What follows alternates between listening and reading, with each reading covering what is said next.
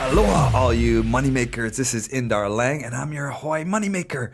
We got a fun episode today, and today we're gonna debunk some unpopular myths that you guys may heard, and I'm also gonna talk about some quick rule of thumbs that I'd like to use on some deals, some kind of inside stuff that you guys will love to hear. So let's do it, and let's get started. Let's go. Just before we get started, I'd love it if you guys could subscribe below, and that way we can reach more people and just help people make their money work for them in any different way we can. Thank you guys, and let's get started in today's content. So the first myth you hear often is stay away from expensive markets. You can't find any deals. Or often you'll hear some expert in some markets saying that this market is better than that market and you can't find any deals in that market. And if you listen, you're right. You can't. In general, most people are right. But let me debunk that. There is deals in any market. And I used to have that mindset myself in Hawaii, here in Hawaii, that I could not find great rentals. I could not find deals. I could not find flips. I could not scale this flipping business. And a few years back, I had a mentor friend of mine and said, it all starts with mindset. Your mindset is the shift to everything. If you're telling yourself you can't find, or if there's not, if you're just by saying that, you're creating that, you're right. You're absolutely right. If there is not, if you cannot, you're 100% right. But the second I realized to change my mindset that there's abundance, you can find, it really opened my eyes. Not necessarily like deals and things just, happened, but slowly over time you start seeing an opportunity there or things happen. It's kind of the law of the universe. It's I love the video The Secret. I really love projecting and visualizing and seeing what I want to do. So the second you embrace that there are, you can, you will, it will happen. It's just through, Mother Nature, whatever you want to call it. But there is deals in every market. You can find deals that work. And here are some rules that I follow. Just quick rule of thumb, if I would to do even any deal, is first one is the 1% rule.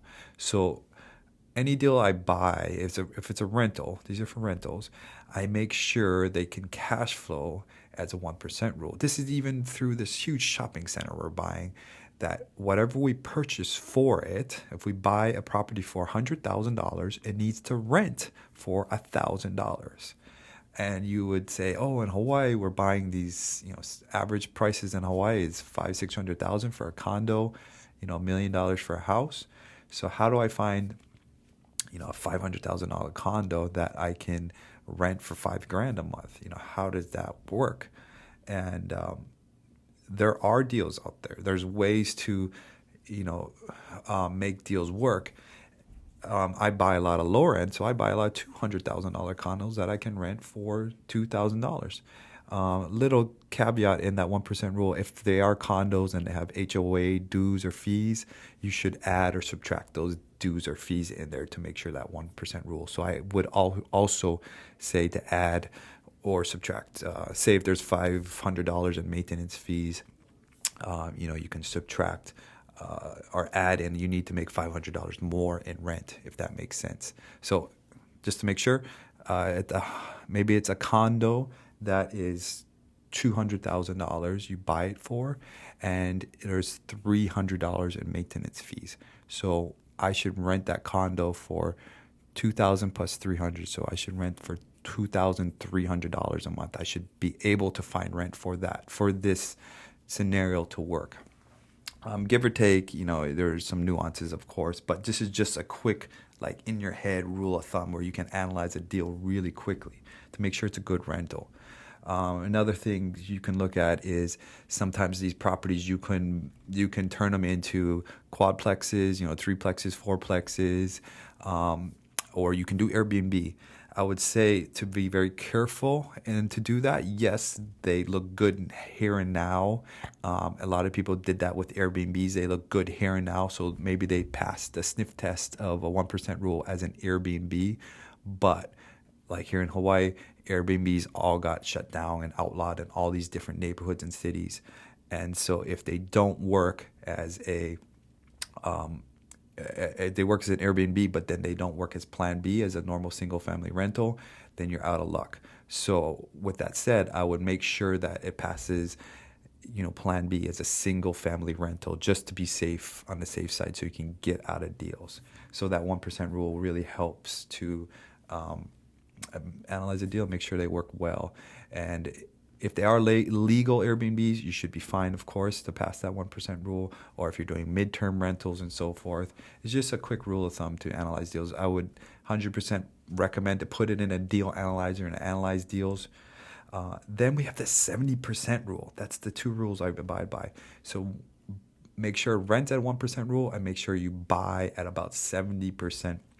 And the reason we want to buy at the 70% rule, the 70% rule means to me that we're buying a property all in at 70%. So we purchase price plus the rehab budgets plus escrow buying costs, escrow selling costs, any kind of holding costs that you may have, or financing costs as well. So all of that cost has to equal 70% of the property value. And this is true to the multifamily stuff and all the different properties that we buy, even the large scale assets that we'll buy. We want to make sure we're close to that 70% rule. And the reason behind that is because when we fix it and we make it all nice and new, and we do our justice to these properties like we do, we're going to then go to the bank and we're going to refinance it out at 75% at the market value. So 75% of the market value is what we'll get a loan for on these properties. And the difference from that 70% to that 75%, you want to have that leeway. And this is from experience, because an appraisal may be short of what you maybe thought sometimes. For example, I'm doing a property right now. Our appraisal is short than what we thought it was. Market shifted, of course. Or you may went over your rehab budget and you spent more on that property. So when you refinance, the goal to me is just to constantly have all your money, investors' money, out of it, and then to take your money out and to be able to keep using it. The velocity of money, the quicker you can use your money to do more. So the quicker you can do more with properties is my goal. The velocity of money, quicker you can take your money, investors' money, all the bank's money, whatever you have, into the deal, and to do it again, to keep rolling that. So that's why we follow the 70% rule, because we want to be all in at about 70%.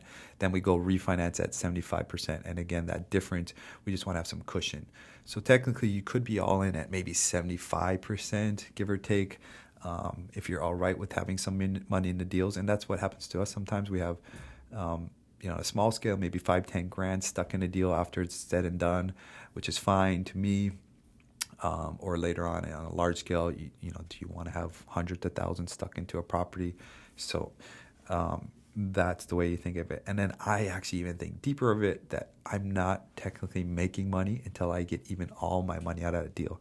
Say I refinanced that property and I still had 10, 20 grand into that property.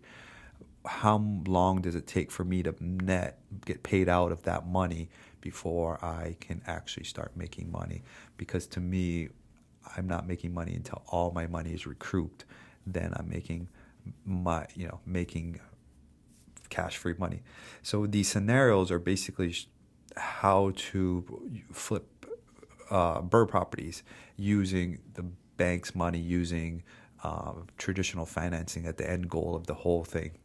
And this is not an overnight process, guys. This is not a simple, easy process. It's not. It takes time, takes work. The refinance process takes long time on some of them.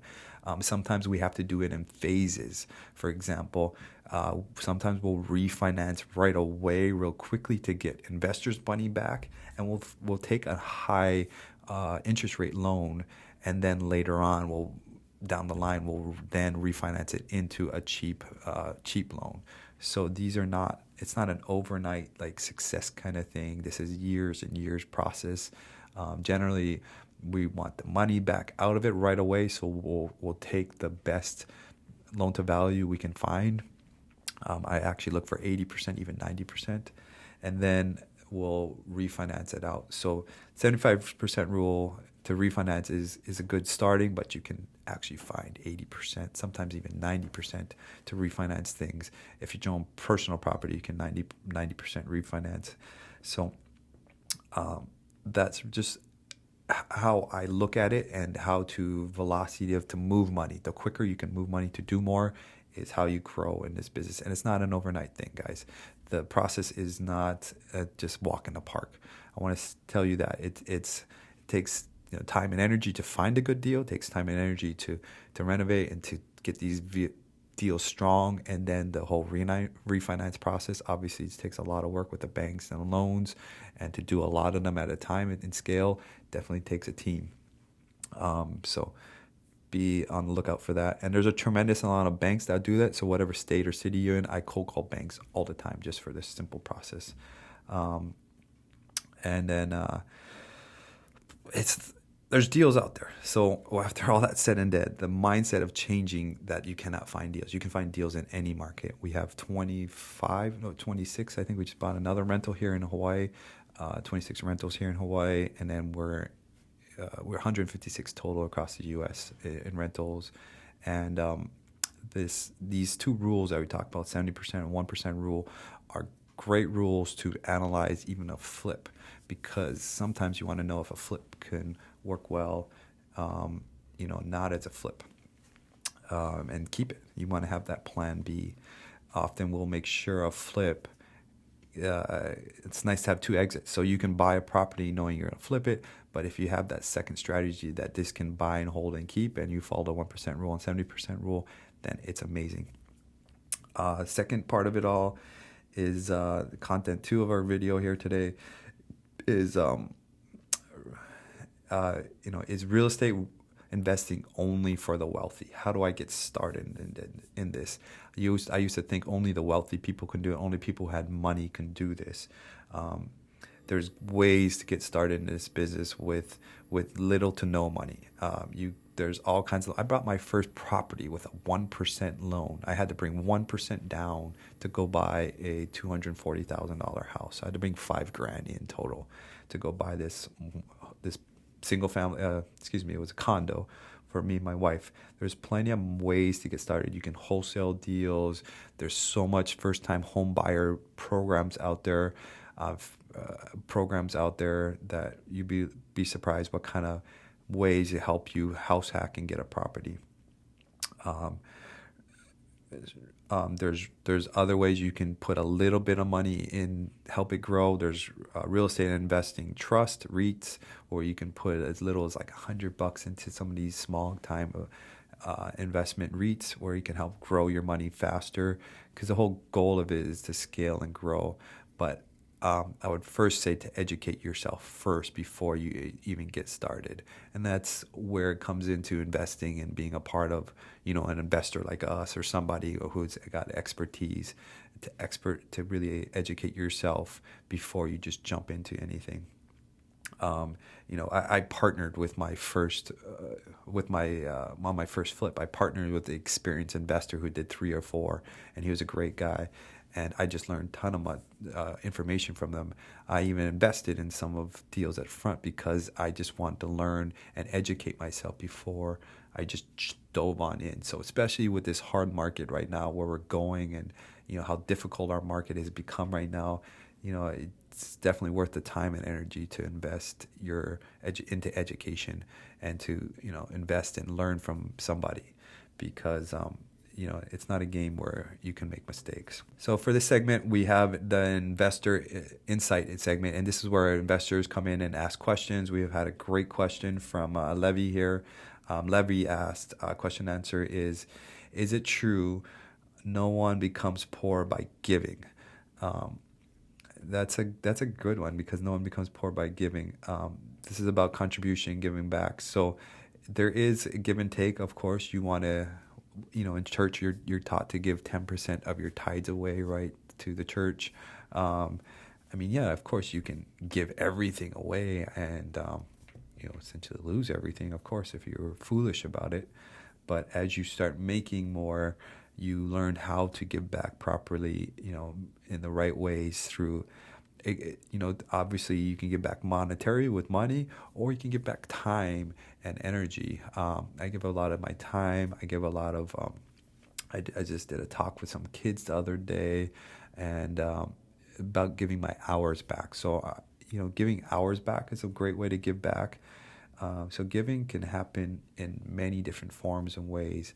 The ways you help people, the ways you take time for people, the way you donate to a church, or the way you can even spend your time and help that church or Boys and Girls Club or any kind of group. So yes, you should give back, but there's a fine line to it all. Of course, you gotta juggle that all. Just like anything in life, you don't want to do too much to one way and have it take from a different side of you. But no one becomes poor by giving. It's kind of a cool saying, I think. And yeah, we should always definitely be giving back and trying their best to help another. And I think as I became successful a few years back, I really recognized that I've achieved something great, and I felt like I figured out like the magic formula that, God forbid I lose everything, I could still grow everything back, because I figured out the formula to make this all grow and work. I would just go wholesale a house and start flipping a few, and I can easy snowball and roll this all back, because I figured out that formula, what it takes, and real estate is the answer. So now we're in the phase of there's abundance, there's enough for everybody in life, so why not give back? There's enough for everybody. So my hardest time is now my time that it takes to do things. My time is I only have, so much time in a day with my beautiful kids and my wife that most of my time I want with them in the afternoons. So my time is one of the hardest things to control. So if I give in time a lot of times, and then I'll give in money and events and things that we do, and then of course at church and whatever other events. So good question, and thank you, Levy. So event of the week, I'll be speaking at the Rebuild Mega Agent Mastermind. This is Tony's group. He's the top EXP producer. Tina, Sarah, and James will also be speaking there, along with some other investing experts like Jeremy Ching. And of course, I'll be speaking. This is at Dave & Buster's March 9th from 4 till 8 p.m. Dinner and drinks are included. Plenty of refreshments and time to mingle. This is a broker's real estate event, so excited to speak there and to talk to all the great agents and share my strengths with them. So come to that event. It's at Dave & Buster's, and Tony Taguchi is putting this on. It's a really great event. He has he's really a great agent. I've used him to buy and sell some of my properties, and excited to be a part of that event. So we have that event coming up, and we have a lot of virtual events ourselves coming up. So stay tuned for our virtual events that we have coming up. We're trying to give back more to you guys and just show you guys some knowledge that we can share to you guys, and share our experience, strength, and hope, and share our trust with you, who we are, and trust, so you can trust what we've done in this last 10 years amazing island here in Hawaii. So thank you guys for following, listening. Thank you guys for coming out to our events and being a part of our community. Thank you for just the comments, and please write comments, and please engage in some of the posts. We really appreciate the engagement.